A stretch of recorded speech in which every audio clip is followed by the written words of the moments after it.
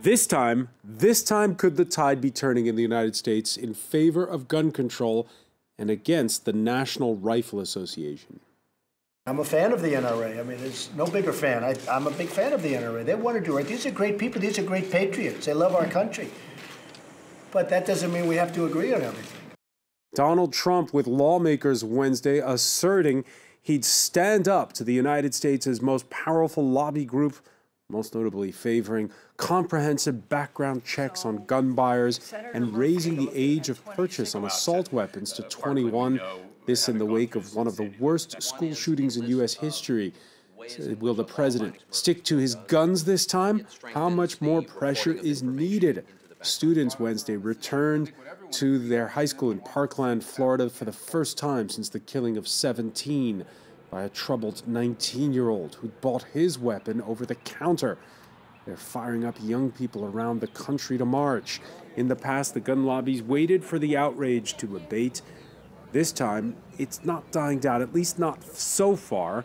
And the private sector is no longer waiting for lawmakers to act. Walmart, just the latest to jump on board restricting sales to young people and pulling assault weapons materials from its website. Does it mean that companies are now part of that very American argument, a polarized one, an argument that mixes safety, freedom, individuals' rights, and the role of government? Today in the France 24 debate, is this a turning point? With us to talk about it, an American in Paris, Mariah Phillips, is a postgraduate study at Paris's Sorbonne University. Your field, film studies. Yes, exactly. All right, well, welcome to the show. And you're from New Jersey. I am from Plainfield, New Jersey. Plainfield, New Jersey. Okay. Yes. Also with us from Washington, D.C., Daniel Mitchell, chair of the Center for Freedom and Prosperity. Thank you for being with us. Glad to be on the program. From Los Angeles, Kami Akavan, who heads the nonpartisan information group procon.org. In just one word, tell us what procon.org is. We are the people's think tank. We present pros and cons of controversial issues. The bottom line being, understand the issues, we can understand each other. All right, so we'll try to see if there's a common ground on this one, and it seems often there is not. From Brussels, Myriam Duo, member of the advocacy group Alter EU, which campaigns for lobbying transparency at the European level. Who has influence in an argument like this is, of course, important. Thank you for joining us. Thanks for having me. The France 24 debate on Facebook and Twitter, the hashtag F24debate. One of the latest tweets from Donald Trump this Thursday, out of that meeting with lawmakers, many ideas, some good and some not so good, emerged from our bipartisan meeting on school safety at the White House. How serious, then, is the president?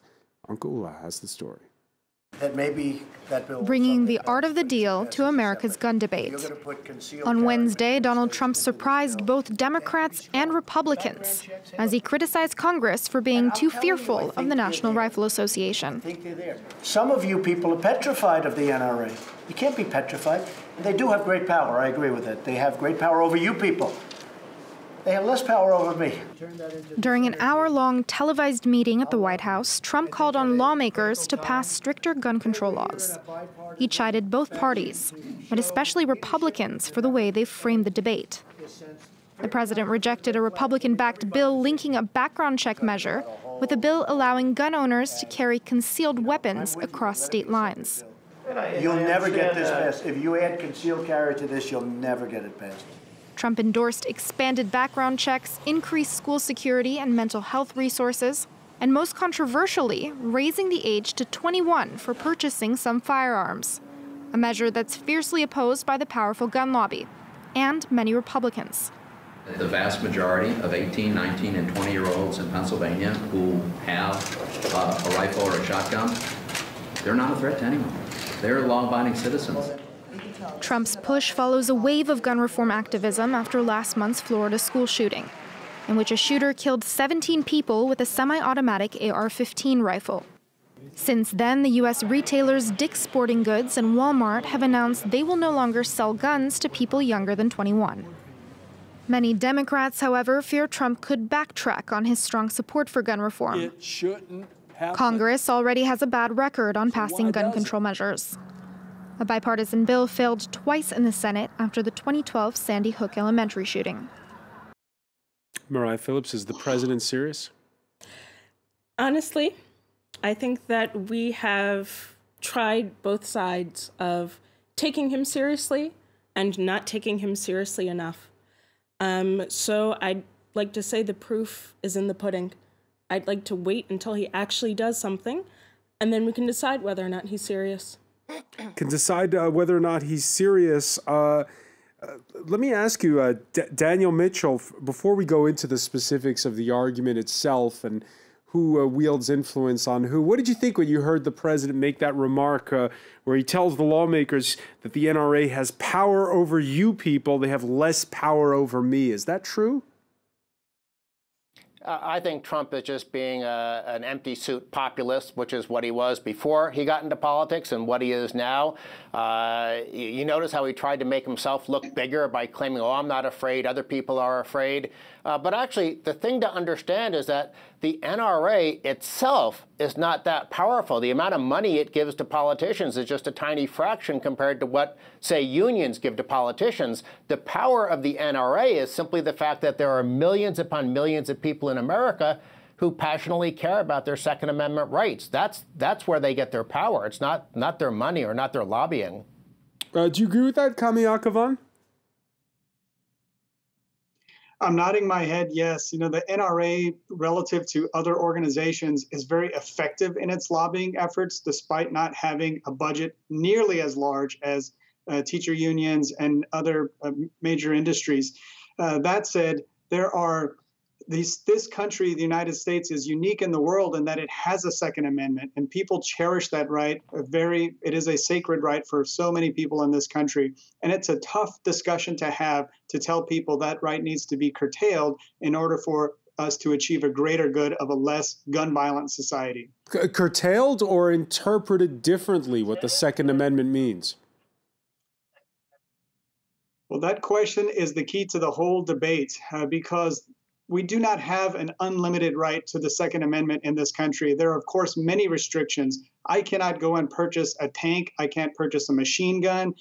A 10-year-old can't purchase an AR-15.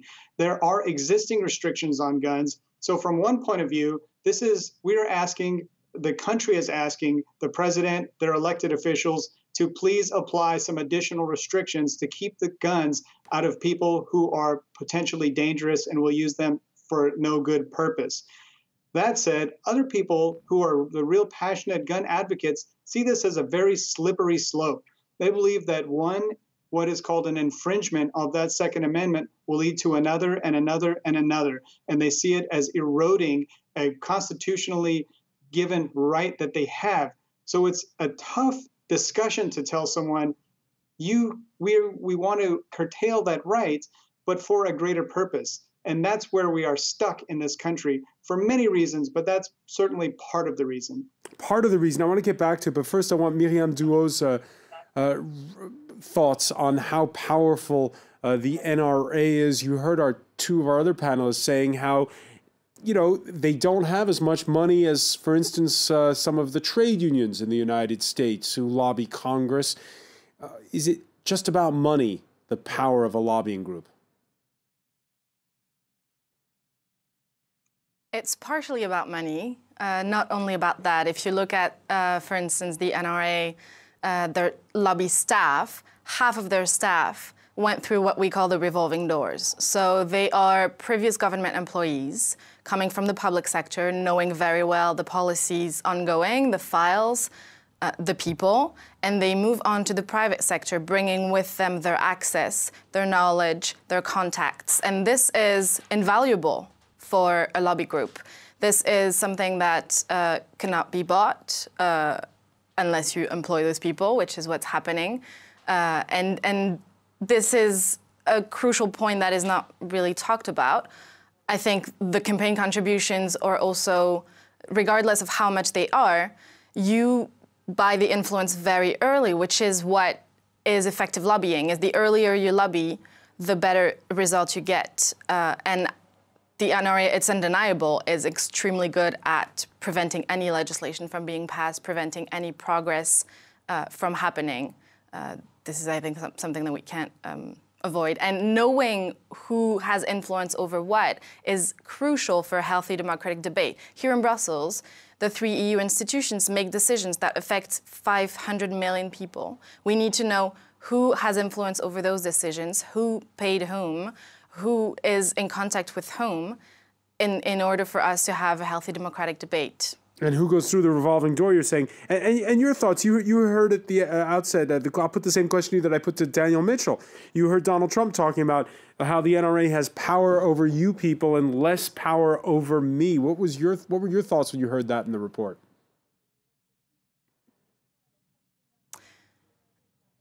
I again, don't... I think we need to wait and see. I'm not very trustful of what he says in general. I don't think that it's a very void statement, an empty statement that he made to make himself probably look good. And I think that without those, looking into the influence and looking into who is lobbying whom, this is a crucial path towards change. And because the biggest obstacle really here is the lobbying and the influence that's happening behind the scenes after having so many tragedies happening and so much debate by the public opinion. I think this is where things are blocking and the obstacle going to that decision. And 5 years ago, when there was a mass shooting at an elementary school in Connecticut, the world thought that would be a turning point. It didn't happen. The world's media was there Wednesday when students returned to Marjorie Stoneham Douglas High School in Florida 2 weeks after that mass shooting that left 17 dead. The students say they're haunted by what they've endured and heartened by the support. I'm a little nervous going back, but I definitely feel safer seeing how there's so much security here, and it's just going to be nice to be back with all my friends and teachers. We don't have enough law enforcement to take these people out. We don't have enough of love just to give these people. All we have is sheer hate for each other, and that's what's tearing America apart. Mariah Phillips, is this time different? Honestly, before we saw the students of Parkland come out and galvanize people, not only around America, but also around the world, we see a response to this. Before this, I would have said, no, I think it's going to be just like all the other times. Personally, I felt that when Sandy Hook happened, that was the very lowest that we could possibly go. And I said, if we don't change after this, there's no way we will ever change. But seeing people like Emma Gonzalez standing up through their pain and through their hurt. This is the young student who had her arm in a sling and who'd been shot and spoke. She came out and she is just a total superstar, that she is able to talk to people so eloquently and still reach their hearts and be able to explain why this time won't be like the last time. This time won't be like the last time. Several protests planned by U.S. school students over the coming weeks. There's a 17-minute walkout on March 14th, a march on Washington 10 days later, another event in April to mark the 19th anniversary of the Columbine High School massacre in Colorado. One school superintendent near Houston is having none of it. In a now deleted Facebook post, he warned, should students choose to do so, they will be suspended from school for 3 days and face all the consequences that come along with an out-of-school suspension. That's in a school superintendent near Houston. That posting has drawn a lot of remarks. What do you make of the mood right now among young people? Honestly, I think that it's something that we have seen since the 2016 election, is that we have had enough. Young people have had enough. They're not going to stand by and let people steer the country or continue to steer the country in a way that is not sustainable, in a way that makes excuses for everything that they have done, from gun control to closing down Planned Parenthoods, everything. You know, we're just sick of it. We're sick of it. And I love that through all of this turmoil and all of this anguish, we're able to say, you know what? I'm not going to just sit at home and wait for this to pass. I'm going to do something about it. And that, to me, is the most heartening thing about all of this. Yeah, universities have come out saying that if young people have on their criminal records that they've protested peacefully, it will in no way impede their applications for colleges. Daniel Mitchell, those remarks by that school superintendent in Texas, is that an outlier that we're making too much of, or a signifier of just how polarized the United States is? Well, I don't know whether it's an outlier, but it's certainly true that the country is polarized on this issue. And frankly, I don't see how you get to gun control legislation, because if you look at the bill that the House Democrats proposed, it wasn't just going after AR-15s, which are functionally the same as other rifles. So it's a bit of oh, let's ban scary-looking rifles, and there are other rifles that do exactly the same thing. They want to ban every single non-revolver type gun in the country. And I can guarantee you, when push comes to shove, that's not going to make it through Congress, especially since when you talk to people, especially behind closed doors, they know it won't make a difference. We have more than 300 million weapons in the country. You can print weapons now on these fancy new solid printers. There's nothing you can do that will stop people from getting guns. All that gun control does is it disarms people who need guns for self-protection or who like hunting or things like that. So at the end of the day, I think a lot of people in Congress are going to say, well, we want to do something, but we don't want to just do a feel-good gesture. We need to figure out, how do we keep these crazy people from doing these things? And the honest answer is, we probably can't, unless you repeal the First Amendment, because the one thing we find with all these mass shooters is they are going online, they are reading about press reports of previous mass shooters, and this is their way of trying to make their miserable, pathetic lives meaningful. But I don't want to get rid of the First Amendment to stop them from reading those articles. Sometimes we just have to realize it's just a miserable, sad situation that we're in. I don't know that we're going to stop this unless we somehow figure out how to reach people. You're right, the number of guns sold has increased, but the gun rules have been progressively relaxed. How do you explain that? Well, there are more guns being sold because the gun rules are relaxed. But the most important correlation we should be talking about